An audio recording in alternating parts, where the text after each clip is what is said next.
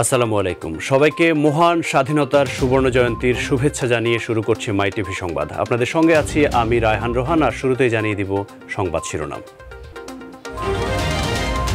পর্দা নামলো 10 দিনের বর্ণিল আয়োজন মুজিব চিরন্তনের। বাংলাদেশ ভারতের যৌথ যাত্রা পুরো অঞ্চলের জন্য সমান জরুরি বললেন নরেন্দ্র মোদী। স্বাধীনতার সুবর্ণ জয়ন্তীতে শ্রদ্ধা আর ভালোবাসায় শ্রেষ্ঠ সন্তানদের স্মরণ করল জাতি। জাতীয় স্মৃতিসৌধে রাষ্ট্রপতি ও প্রধানমন্ত্রীর শ্রদ্ধা।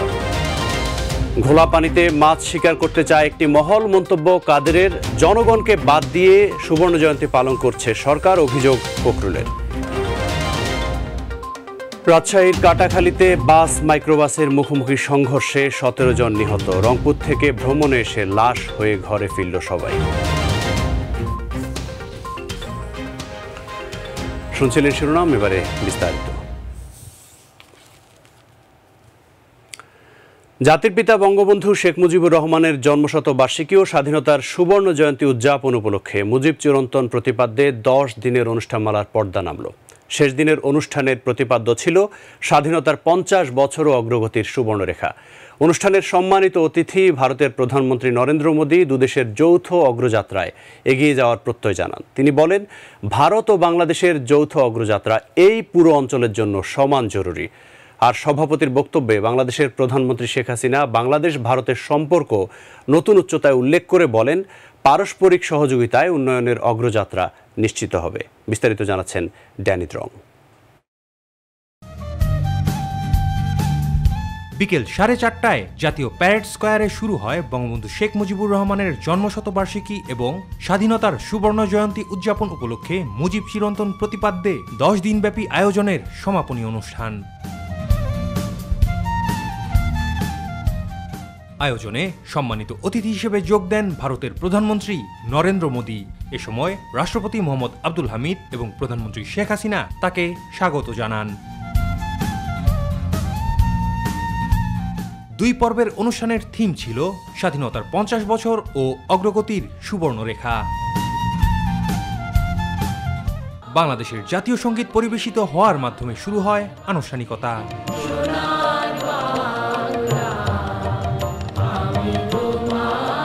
উন্মোচিত করা হয় মহান স্বাধীনতার সুবর্ণ জয়ন্তীর লোগো, সাথে থিম সং।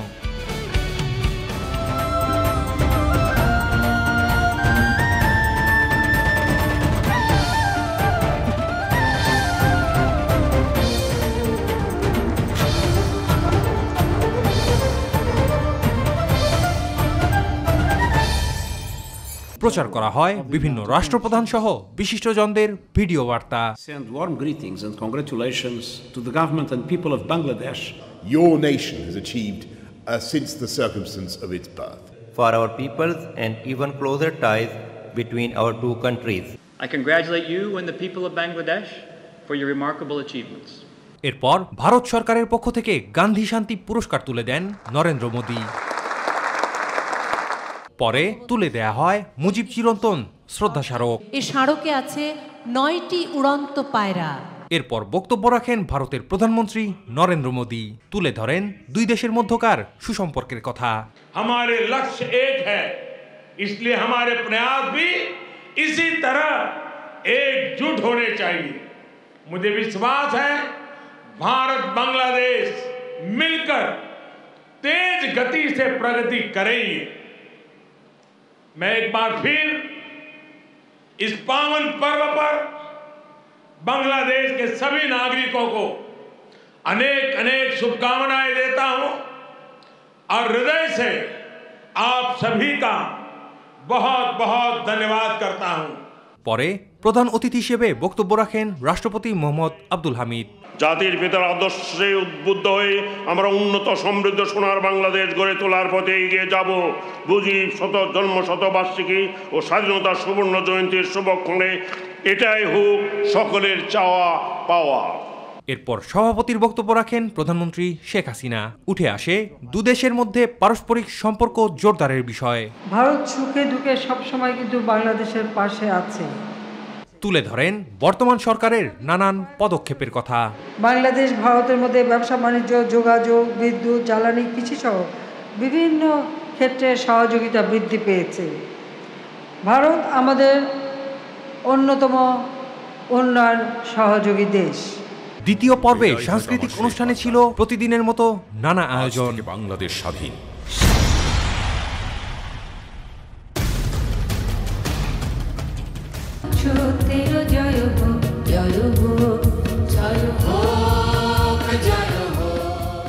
এদিন সমাপনী হওয়ার কারণে রাখা হয়েছিল লেজার শো ও ফায়ারওয়ার্কস। ড্যানি ড্রং, মাই টিভি। এর আগে জাতির পিতা বঙ্গবন্ধু শেখ মুজিবুর রহমানের জন্মশতবার্ষিকী ও স্বাধীনতার সুবর্ণ জয়ন্তীর অনুষ্ঠানে যোগ দিতে 2 দিনের সফরে ঢাকায় এসেছেন ভারতের প্রধানমন্ত্রী নরেন্দ্র মোদী। সকাল 10:30টায় একটি বিশেষ ফ্লাইটে ঢাকায় পৌঁছান তিনি। হযরত শাহজালাল আন্তর্জাতিক বিমানবন্দরে তাকে স্বাগত জানান প্রধানমন্ত্রী শেখ হাসিনা। মুবাল্লিক করিমের রিপোর্ট। বাংলাদেশের স্বাধীনতার সুবর্ণ জয়ন্তী উপলক্ষে স্বাধীনতা দিবসে সকাল 10:30টার দিকে এয়ার ইন্ডিয়ার একটি বিশেষ ফ্লাইটে ঢাকার শাহজালাল আন্তর্জাতিক বিমানবন্দরে পৌঁছান ভারতের প্রধানমন্ত্রী নরেন্দ্র মোদী। বিমানবন্দরে তাকে ফুল দিয়ে স্বাগত জানান প্রধানমন্ত্রী শেখ হাসিনা। উষ্ণ অভ্যর্থনায় সিক্ত হন নরেন্দ্র মোদী। বিমানবন্দরে ভিভিআইপি টার্মিনালে নরেন্দ্র মোদীকে লাল গালিচা সংবর্ধনা দেওয়া হয়। একই সঙ্গে তার সম্মানে 21 বার তোপধ্বনিও করা হয়। এরপর ভারতের প্রধানমন্ত্রীকে নিয়ে শেখ হাসিনা অভ্যর্থনা মঞ্চে পৌঁছালে 3 বাহিনীর সুসজ্জিত একটি দল গার্ড অব অনার দেয়। পরে ভারতের প্রধানমন্ত্রীকে লাইন অব প্রেজেন্টেশনের মাধ্যমে পরিচয় করিয়ে দেন প্রধানমন্ত্রী শেখ হাসিনা। এ সময় মন্ত্রিপরিষদের সদস্যসহ সরকারি ও বেসরকারি উচ্চপদস্থ কর্মকর্তারা উপস্থিত ছিলেন। বিমানবন্দরের আনুষ্ঠানিকতা সেরে সাভারে জাতীয় স্মৃতিসৌধে যান নরেন্দ্র মোদী। সেখানে পুষ্পস্তবক অর্পণ করে ৭১-এর মুক্তিযুদ্ধের বীর শহীদদের প্রতি শ্রদ্ধা জানান তিনি। এ সময় 3 বাহিনীর একটি চৌকস দল রাষ্ট্রের সম্মান প্রদর্শন করে। বিউগুলো বাজানো হয় করুণ সুর। পরে ভারতের প্রধানমন্ত্রী পরিদর্শন বইয়ে স্বাক্ষর করেন। তিনি স্মৃতিসৌধ প্রাঙ্গণে একটি গাছের চারাও রোপণ করেন। মুবাল্লিক করিম, মাই টিভি, ঢাকা। মহান স্বাধীনতা দিবস ও স্বাধীনতার সুবর্ণ জয়ন্তীতে সাভার জাতীয় স্মৃতিসৌধে শহীদ মুক্তিযোদ্ধাদের প্রতি শ্রদ্ধা জানিয়েছেন রাষ্ট্রপতি আব্দুল হামিদ ও প্রধানমন্ত্রী শেখ হাসিনা। ভোর 5:55 স্মৃতিসৌধের বেদিতে প্রথমে রাষ্ট্রপতি, এরপর প্রধানমন্ত্রী পুষ্পস্তবক অর্পণের মাধ্যমে শ্রদ্ধা জানান। সেখান থেকে ধানমন্ডি 32 নম্বরে গিয়ে জাতির পিতা বঙ্গবন্ধু শেখ মুজিবুর রহমানের প্রতিকৃতিতে শ্রদ্ধা জানান প্রধানমন্ত্রী শেখ হাসিনা। রাকিব হাসানের রিপোর্ট। স্বাধীনতার সুবর্ণ জয়ন্তী উপলক্ষে সাভার জাতীয় স্মৃতিসৌধে বীর শহীদদের প্রতি শ্রদ্ধা জানিয়েছেন রাষ্ট্রপতি আব্দুল হামিদ এবং প্রধানমন্ত্রী শেখ হাসিনা। প্রথমে রাষ্ট্রপতি এবং পরে প্রধানমন্ত্রী পুষ্পস্তবক অর্পণের মাধ্যমে শ্রদ্ধা নিবেদন করেন। শ্রদ্ধা নিবেদন শেষে মহান স্বাধীনতা যুদ্ধে বীর শহীদদের স্মরণে কিছুক্ষণ নীরবে দাঁড়িয়ে থাকেন তারা। এ সময় বিউগলে বেজে ওঠে করুণ সুর।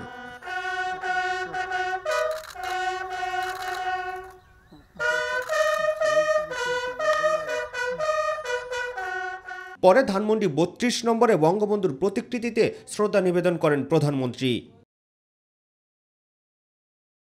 ছোট বোন শেখ রেহানাকে সঙ্গে নিয়ে বঙ্গবন্ধু জাদুঘর পরিদর্শন করেন শেখ হাসিনা।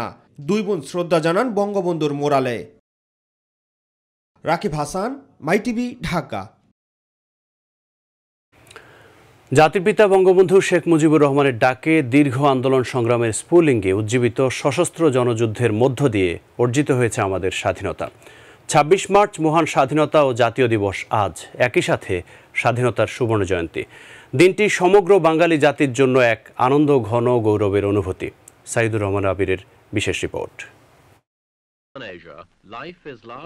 পশ্চিম পাকিস্তান বছরের পর বছর এদেশের মানুষকে সকল অধিকার থেকে বঞ্চিত করেছে। সকল ক্ষেত্রে দৃশ্যমান ছিল বৈষম্য। আর বৈষম্যের শিকার হয়ে ধীরে ধীরে ক্ষোভ সৃষ্টি হয় এদেশের প্রতিটি মানুষের মাঝে।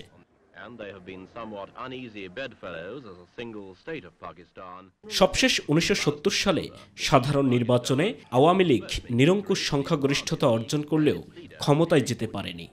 He had cashed in on the bitterness left by the floods only 3 weeks before. এ বিষয়ে পশ্চিমা শাসক গোষ্ঠীর সাথে আলোচনার এক মুহূর্তে 1971 সালের 25 মার্চ বাঙালি জাতির উপর ঝাঁপিয়ে পড়ে পাক হানাদার বাহিনী। হঠাৎ করে বাজারটা ঘেরাও করলো, ঘেরাও করে রাজাকার কয়েকটা আর্মি তারা চেকিং শুরু করলো। তো চাইনিজ রাইফেলগুলি তখন সব মানুষ শুয়ে পড়ছে বাজারের মধ্যে, শহীদ আসাদ তাকে গুলি করে মেরে ফেললো। তখন সে ইউনিভার্সিটির ছাত্র, তখন এটা ইট স্পার্কড অ্যামং দ্য স্টুডেন্টস। তো ছাত্র এইটা সহ্য করতে পারে না যে একটা ছাত্রকে মেরে ফেলবে, এটা নোবডি টলারেটেড, এই এগ্রিপ্ট হলো। মুক্তিযুদ্ধের কথা ভাবলে যেই সাথীদের হারিয়েছি, কোথায় তার কবর হয়েছে, তার সব দেহ সেটা পাওয়া যায়নি। মা কিন্তু চিরকাল প্রতীক্ষা করেছেন যে না, সে মারা যায়নি, সে হয়তো ফিরে আসবে।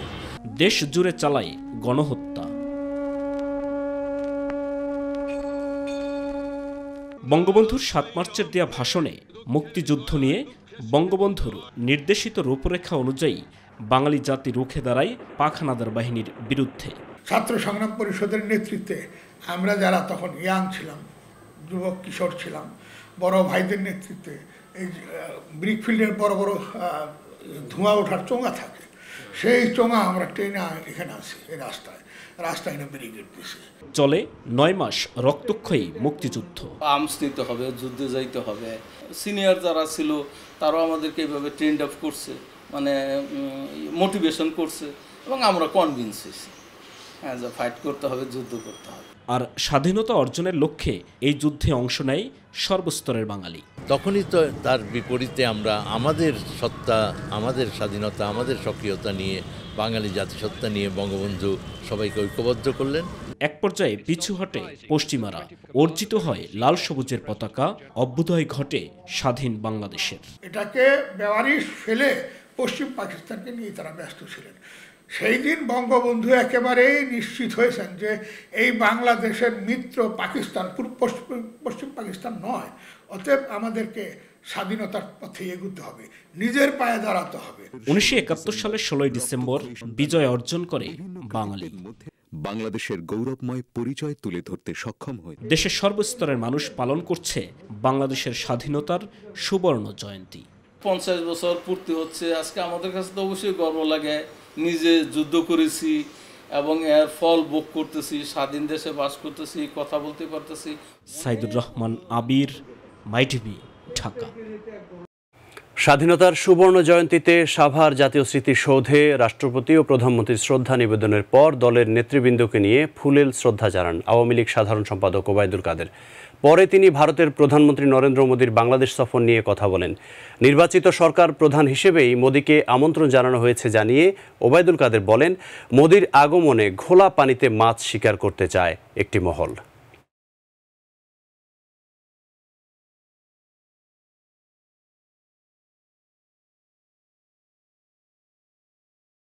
জনগণের নির্বাচিত প্রধানমন্ত্রীকে আমরা আমন্ত্রণ করেছি, এখানে কোনো ব্যক্তিকে আমরা আমন্ত্রণ করিনি। কাজেই এখানে যারা এ নিয়ে অযথা বিতর্কের সৃষ্টি করছে, তারা ইচ্ছে করেই তারা একটা মতলবী মহল, একটা দুরভিসন্ধি নিয়ে মোদির আগমনকে কেন্দ্র করে খোলা পানিতে মাছ শিকারের পায়তারা করছে। এদিকে স্বাধীনতার সুবর্ণ জয়ন্তীতে দলের প্রতিষ্ঠাতা জিয়াউর রহমানের সমাধিতে শ্রদ্ধা জানিয়েছে বিএনপির। সকালে শ্রদ্ধা জানানো শেষে দলের মহাসচিব মির্জা ফখরুল ইসলাম আলমগীর বলেন, সরকার জনগণকে বাদ দিয়েই দিনটি পালন করছে। ভারতের সাথে অমীমাংসিত বিষয় সমাধান হয়নি উল্লেখ করে তিনি বলেন, ফেনী নদীর পানি একতরফাভাবে দিয়ে দেয়া হয়েছে। করোনা আগ্রাসী হলেও সরকার উদাসীনতা দেখাচ্ছে বলে অভিযোগ করেন মির্জা ফখরুল।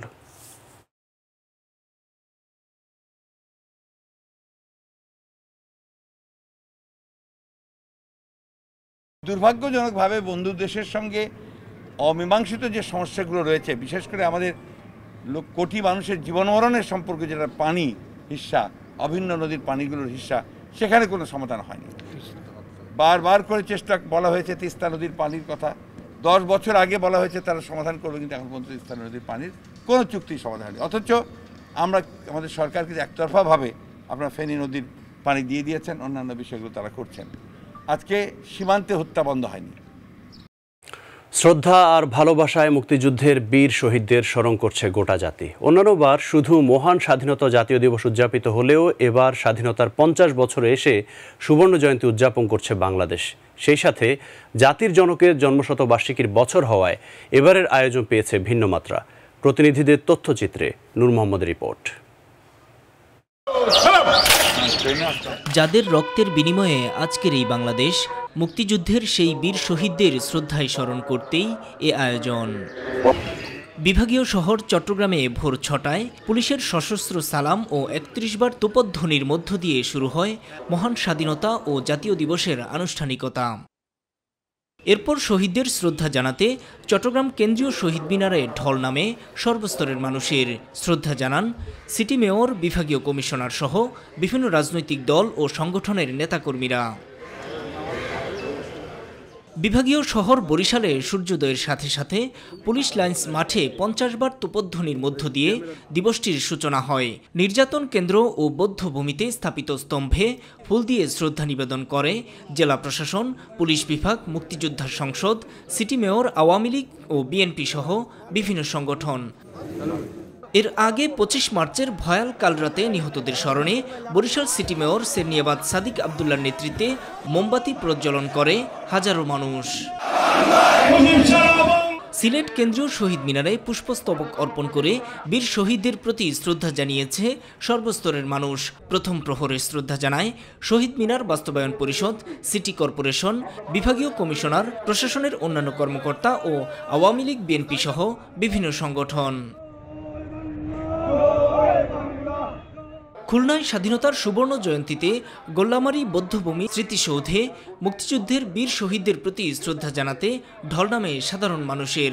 শ্রদ্ধা জানায় মুক্তিযোদ্ধা সংসদ, খুলনা সিটি কর্পোরেশন, বিভাগীয় কমিশনার, প্রশাসনের কর্মকর্তা, আওয়ামী লীগ সহ বিভিন্ন সংগঠন।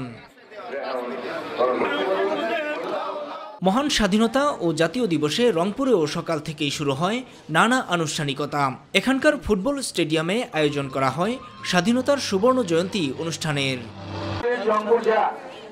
ব্রাহ্মণবাড়িয়ায় সূর্যোদয়ের সাথে সাথে 31 বার তোপধ্বনির মধ্য দিয়ে স্বাধীনতা দিবসের আনুষ্ঠানিকতা শুরু হয়। পরে শহরের ফারুকি পার্কের স্মৃতিসৌধে শ্রদ্ধা জানান জনপ্রতিনিধি, জেলা প্রশাসন ও আওয়ামী লীগ সহ বিভিন্ন সংগঠন। এদিকে স্বাধীনতার সুবর্ণ জয়ন্তীতে ঢাকার ধামরাইয়ে বীর মুক্তিযোদ্ধাদের সংবর্ধনা দিয়েছে উপজেলা প্রশাসন। এতে প্রধান অতিথি ছিলেন স্থানীয় সংসদ সদস্য বীর মুক্তিযোদ্ধা বেনজির আহমদ। এছাড়াও গোটা দেশেই মুক্তিযুদ্ধের বীর শহীদদের শ্রদ্ধায় স্মরণ করে সর্বস্তরের মানুষ। নূর মোহাম্মদ, মাই টিভি। এবারে ভিন্ন খবর।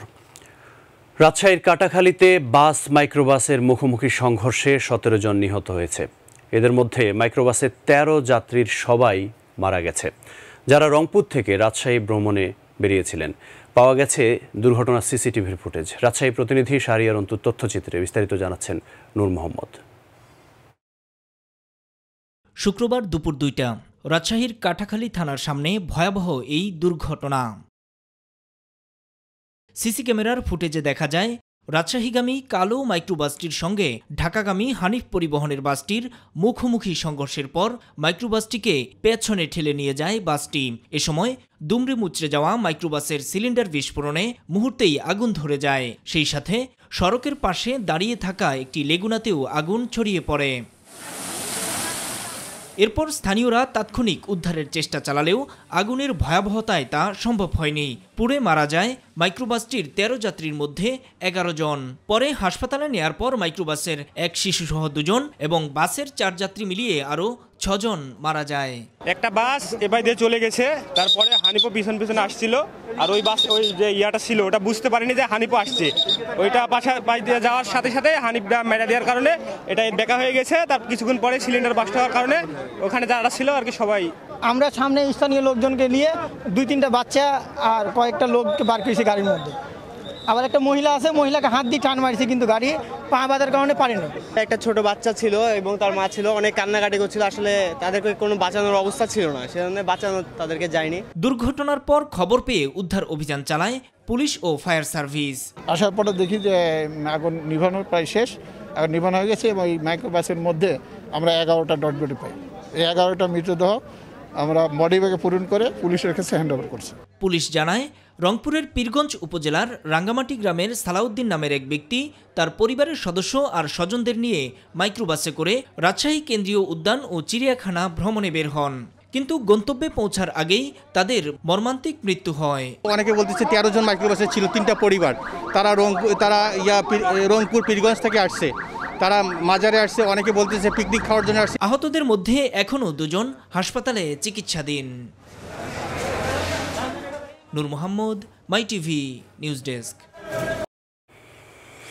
এবারে করোনা ভাইরাস প্রসঙ্গ। দেশে দৈনিক শনাক্ত কোভিড-19 রোগীর সংখ্যা আরও বেড়ে 3700 পেরিয়ে গেছে, যা 9 মাসের মধ্যে সবচেয়ে বেশি। স্বাস্থ্য অধিদপ্তর জানিয়েছে, শুক্রবার সকাল পর্যন্ত 24 ঘন্টায় দেশে 3737 জনের মধ্যে করোনা ভাইরাসের সংক্রমণ ধরা পড়েছে। একই সময়ে মৃত্যু হয়েছে আরও 33 জনের। এর আগে গত বছরের 2 জুলাই এর চেয়ে বেশি রোগী শনাক্তের খবর দিয়েছিল স্বাস্থ্য অধিদপ্তর। সেদিন 4019 জন নতুন রোগী শনাক্ত হয়। মহামারী শুরুর পর থেকে সেটাই একদিনের সর্বোচ্চ শনাক্ত। গত 24 ঘন্টায় পরীক্ষার তুলনায় শনাক্তের হার বেড়ে 13.69% হয়েছে, যা 5 ডিসেম্বরের পর সবচেয়ে বেশি। নতুন শনাক্ত 3737 জনকে নিয়ে দেশে এ পর্যন্ত শনাক্ত রোগীর সংখ্যা দাঁড়ালো 5,88,132 জনে। আর মারা যাওয়া 33 জনকে নিয়ে দেশে করোনা ভাইরাসে মোট 8,830 জনের মৃত্যু হলো। স্বাধীনতার সুবর্ণ জয়ন্তী উপলক্ষে বেনাপোল আন্তর্জাতিক চেকপোস্টে নোম্যান্সল্যান্ডে দুদেশের সীমান্তরক্ষী বাহিনীর মিলন মেলা বসে। দীর্ঘ 1 বছর পর বিকেলে মিলন মেলায় বিজিবি ও বিএসএফ সদস্যরা যৌথ প্যারেডে অংশগ্রহণ করেন। পরে উভয়ের মাঝে মিষ্টি বিতরণ ও ফুল দিয়ে স্বাধীনতা দিবসের শুভেচ্ছা জানানো হয়। এ সময় যশোর 1 আসনের সাংসদ শেখ আফিল উদ্দিন, বিজিবির দক্ষিণ পশ্চিমাঞ্চলীয় region commander brigadier general Sohrabuddin Bhuiyan, Benapole custom হাউসের কমিশনার আজিজুর রহমান, 179 বিএসএফের commanding officer Arun Kumar Singh, colonel Anil Kumar ও কর্নেল সুরেন্দ্র সিং সহ অনেকে উপস্থিত ছিলেন। উপস্থিতির মাধ্যমে আমাদের এই প্যারেডটিকে সাফল্যমণ্ডিত করেছে এবং স্বাধীনতার সুবর্ণ জয়ন্তীতে এই অনুষ্ঠানে উপস্থিত হয়ে আমাদের এই প্যারেডের মানকে আরো উন্নত করে দিয়েছে। এদিকে স্বাধীনতা দিবস ও স্বাধীনতার সুবর্ণ জয়ন্তী উপলক্ষে আখাউড়া আগরতলা সীমান্তের নোম্যান্সল্যান্ডে স্বাস্থ্যবিধি মেনে বিজিবি ও বিএসএফের যৌথ রিট্রিট সেরিমনি প্যারেড অনুষ্ঠিত হয়েছে।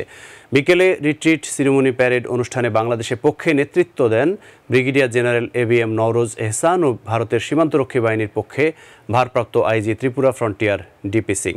এর আগে দুদেশের বাহিনীর চৌকস সদস্যরা বিয়োগল বাজিয়ে সম্মান জানিয়ে দুদেশের জাতীয় পতাকা নমিত করেন ও উভয় দেশের বাহিনীর মধ্যে ফুল ও মিষ্টি বিনিময় করেন। ভারতের প্রধানমন্ত্রী নরেন্দ্র মোদী নিরাপত্তার বিষয়ে যা যা প্রয়োজন সব ধরনের প্রস্তুতি গ্রহণ করা হয়েছে বলে জানালেন Khulna range DIG doctor Khandaker Mohiuddin. তিনি বলেন, ভারতের প্রধানমন্ত্রী রাষ্ট্রের মেহমান, যেহেতু তিনি সাতক্ষীরায় আসছেন সে কারণেই তার সকল নিরাপত্তার দায়িত্ব আইন শৃঙ্খলা বাহিনীর। ভিভিআইপিদের ক্ষেত্রে যেমন নিরাপত্তা ব্যবস্থার প্রয়োজন, ঠিক তেমনই সর্বোচ্চ পর্যায়ে নিরাপত্তা ব্যবস্থা নেওয়া হয়েছে। নরেন্দ্র মোদী সাতক্ষীরার শ্যামনগরের যশোরেশ্বরী কালী মন্দির পরিদর্শন উপলক্ষে পুলিশের নিরাপত্তা বিষয়ক ব্রিফিং অনুষ্ঠানে এসব কথা বলেন খন্দকার মোহিত।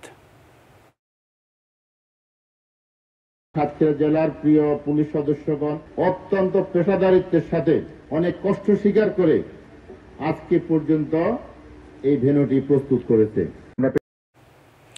চট্টগ্রামের হাটহাজারীতে বিক্ষোভরত হেফাজতে ইসলাম বাংলাদেশের নেতাকর্মীদের সঙ্গে পুলিশের সংঘর্ষে 4 জন নিহত হয়েছেন। প্রত্যক্ষদর্শীরা জানান, ভারতের প্রধানমন্ত্রী নরেন্দ্র মোদীর বাংলাদেশ সফরের প্রতিবাদে দুপুরে হাটহাজারী দারুল উলুম মঈনুল ইসলাম মাদ্রাসা থেকে একটি বিক্ষোভ মিছিল বের করেন হেফাজতে ইসলাম বাংলাদেশের নেতাকর্মীরা। মিছিল থেকে হঠাৎ হাটহাজারী থানা, ভূমি অফিস, ডাক বাংলো সহ বিভিন্ন সরকারি স্থাপনায় দেশীয় অস্ত্র নিয়ে হামলা চালিয়ে ব্যাপক ভাঙচুর চালান তারা। এ সময় পুলিশের সঙ্গে হেফাজত নেতাকর্মীদের সংঘর্ষ হয়। পুলিশ হেফাজত কর্মীদের ঠেকাতে বেশ কয়েক রাউন্ড গুলি চালায়। এ সময় পুলিশের গুলিতে 4 জন নিহত, 6 জন গুলিবিদ্ধ সহ অন্তত 20 জন আহত হয়েছে। তাদের চট্টগ্রাম মেডিকেল কলেজ হাসপাতালে ভর্তি করা হয়।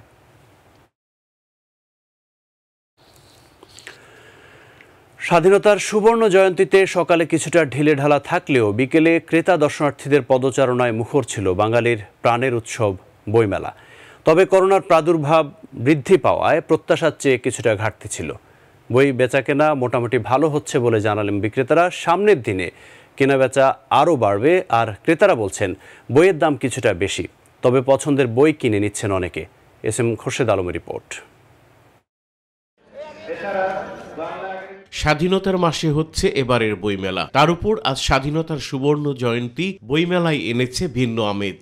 26শে মার্চ উদযাপনের দিন খুব ভালো আশা করছি। সকালবেলা মেলা তেমন না জমলেও ক্রেতা দর্শনার্থীদের সমাগম ঘটেছে বিকেলে।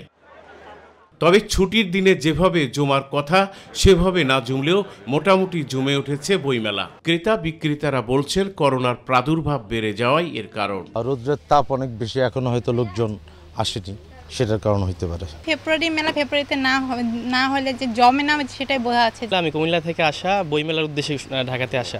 নতুন নতুন কিছু লেখকের বই মেলায় আসায় বেচাকিনা মোটামুটি ভালো। গল্প, উপন্যাস, সায়েন্টিফিক বইগুলি বেশি বিক্রি হচ্ছে বলে জানালেন বিক্রেতারা। আলহামদুলিল্লাহ ভালো, আশা করি আমাদের পাঠক আসছে, আবার বিক্রি হচ্ছে। ফেব্রুয়ারিতে দেখা গেল আমি 20টা বই বের করতাম, কিন্তু এই মেলা হয়তো এই পর্যন্ত আমার 6টা বই আসছে, আরও 4টা বই আছে। তারপর আমি করবো কিনা, ছাপবো কিনা, আজকে সিদ্ধান্ত নিব। 2 দিনে প্রায় 100 কপির মতো বই ওরা অর্ডার পেয়েছে।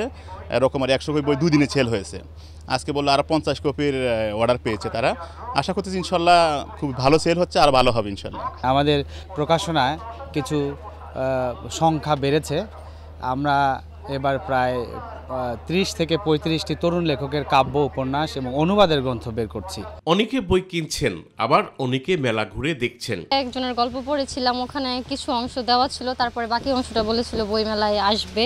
দেখেছি মোটামুটি ভালো বই, এখনো পর্যন্ত কেনা হয় নাই, স্টল খুঁজতেছি। মেয়ের জন্য মুক্তিযুদ্ধ বিষয়ক কিছু বই কেনা হয় আর কি।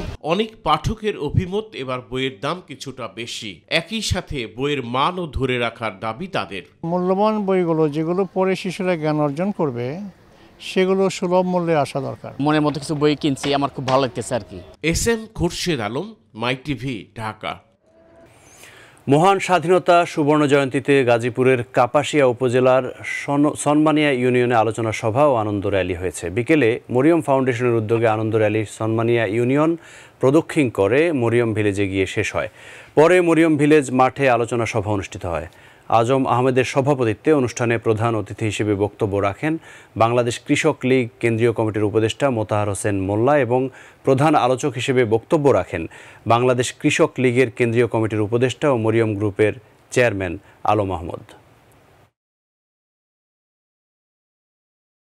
আপনারা ইতিমধ্যে উপলব্ধি করতে পেরেছেন উন্নয়ন, আপনারা উপলব্ধি করতে পারছেন বাংলাদেশ আওয়ামী লীগের যে কর্মসূচি, সেগুলি আমি বঙ্গবন্ধুর কন্যাকে আমি আমার অন্তরের অন্তঃস্থল থেকে আমি তার দীর্ঘায়ু সুস্বাস্থ্য কামনা করব, যেন আমাদের বাংলার কৃষক, বাংলার শ্রমিক, বাংলার শিক্ষক সকলের যে আশা, বাকিটুকু আশা যেন উনি পূরণ করে যেতে পারে। এবারে প্রবাসের খবর।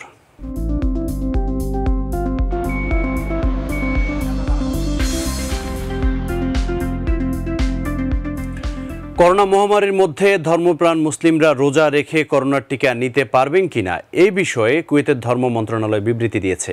বিবৃতিতে দেশটির সরকার জানিয়েছে রোজাদাররা টিকা নিতে পারবেন, এতে রোজার কোনো ক্ষতি হবে না। তবে রোজাদার ব্যক্তি নাক মুখ দিয়ে কোনো খাবার, পানীয় ও ওষুধ জাতীয় কোনো কিছু গ্রহণ করতে পারবে না। টিকা নেওয়ার পর কেউ যদি অসুস্থ হয়ে পড়ে তাহলে রোজা ভেঙে ফেলতে পারবে, তবে সুস্থ হয়ে সেই ভেঙে ফেলা রোজা রাখতে হবে। সঙ্গে থাকার জন্য ধন্যবাদ সবাইকে। পরবর্তী সংবাদ দেখার আমন্ত্রণ জানিয়ে বিদায় নিচ্ছি। আল্লাহ হাফেজ।